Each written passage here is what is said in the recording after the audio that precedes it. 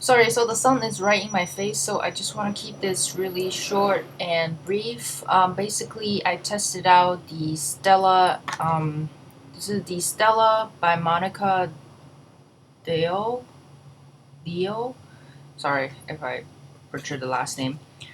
This is the Limitless foundation. I don't have any other makeup on, so this is how it is. I don't have concealers, I don't have powder, nothing. So I just want to show you that this is a 1.01 fluid ounce product and I think it's a brand from Canada. It says made in Canada from the box. Yeah, made in Canada. And yeah, so it's a cosmetics company from Toronto, Canada. It comes in a square, well, like a rectangular type of bottle, and it's a heavy acrylic, really good acrylic, which you can see the shade, and it has a sort of a soft matte black, very nice grip to it. It's like a cap, and then you do get a pump with it, so I like that. The foundation consistency is on the runny side. It's not like super liquidy compared to some of the other like lighter like serum foundations, but it is on the very like much more liquidier type consistency compared to your regular liquid foundation. So I got this in the shade SO3. I think on the website I got this from Sephora because Sephora just started carrying this brand of makeup, and they have tons of makeup products from this brand.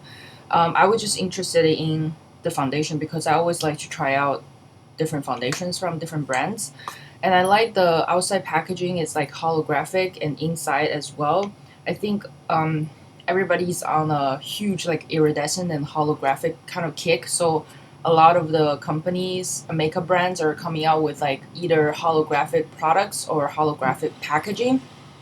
So then again, like I'm not gonna be like keeping the box. If I'm gonna use this, I'll be putting it on the vanity like this. So I most likely I'll throw this box away. So it's like it kind of defeat the purpose. I wish that they can somehow utilize the iridescence or holographic into the actual packaging of the product. Then it will look really cool, like maybe on top of this or whatever. So far, I'm on the fence because the first time I tried it, I used the makeup like toothbrush brush. That was the first time I used it, and same thing I used in the demo for today's video. I think that's the best way for me to apply this foundation, because the second time I tried it was with a beauty sponge, and the first time I used this, I didn't detect any scent, and on the ingredient list, it also said that it doesn't have a scent. So the second time and today when I used it, like I could definitely detect somewhat of a scent, like a light floral fresh scent to it, which I'm confused because it's not in the ingredient list. The ingredients doesn't have perfume in it. So I'm kind of confused where the scent coming from. Um, and it says that imperceptible coverage that gives you the glow of the stars, universal colors that are buildable and long lasting for impeccably polished skin. Allow product to dry and follow with Stella Limitless concealer where needed. I didn't get the concealer just because I'm more interested in testing out foundations. I like it buffing this product out with that brush, the toothbrush. I think that it gives it a really quick and even finish. When I use the sponge, I didn't use a dampened sponge because the reason why hear me out is because the product itself is liquidy and the first ingredient is water. And I noticed that this product is more of a like light coverage type of foundation. It says that it's buildable coverage, but I don't normally like to build up my foundations. If anything, I like to go in with a concealer and spot conceal. Um, it's just not something that I like to do. I don't like to build up the coverage with foundations. I feel like foundations should just even out the skin tones, and pretty much that's it. Which is true in this case. This for being a liquidy consistency type of foundation, it quickly evens out my skin tone. Um, I have some like stubborn like blemish spots right now. It didn't cover like completely. My freckles, my sunspots are still showing through. My natural skin is showing through. When I use the sponge, the dry sponge to apply this, I found that it got a little bit patchy, and then the shade looked a lot warmer on me. Because on the website they said that this foundation is supposed to cater different undertones. So I got SO3. I think is because it's a light.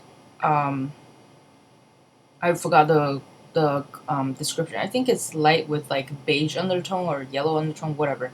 But I'll annotate it on the screen from the Sephora description. At least based off of the Sephora description, because you can never really go off of the image from the website.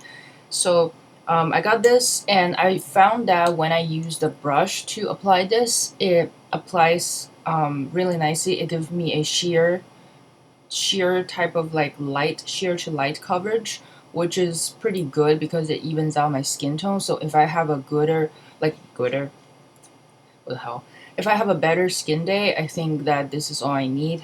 But I definitely need a sunscreen because this doesn't have SPF in it, and it's super lightweight.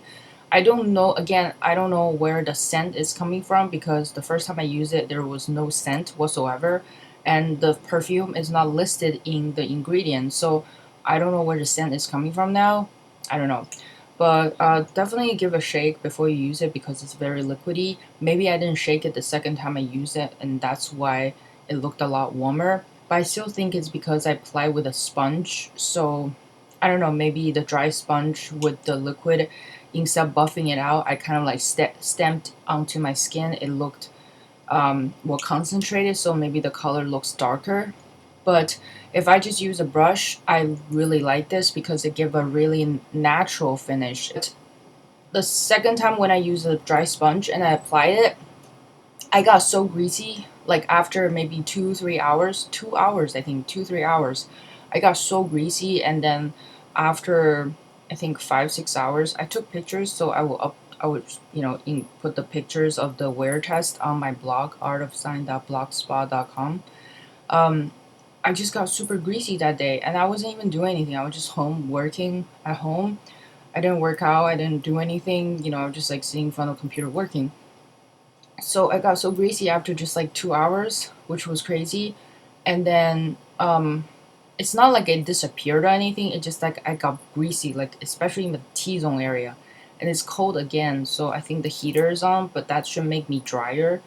And then at like 5 6 hours mark, I would just like I need to take this off because I felt so like uncomfortable. Like my skin was so greasy and uncomfortable. I had to take it off. So far, I can tell you that the La Mer one I'm not too crazy about because I think the shade is also kind of off when I use a sponge. So something with the sponge when I use these type of liquidy product is not looking well.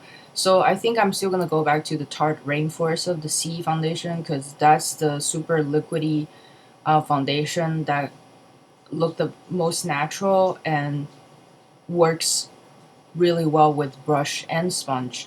So I don't really want anything that's like I have to work so hard, trying to make it work because it shouldn't be like that. It should be working for you, not like you try to work so hard to make it work. You know what I mean? So yeah, hope you enjoyed this. Give me a thumbs up if you like this video, and don't forget to subscribe to my channel so you don't miss out on any future videos. Thank you for watching, and take care. I'll see you next time. Bye.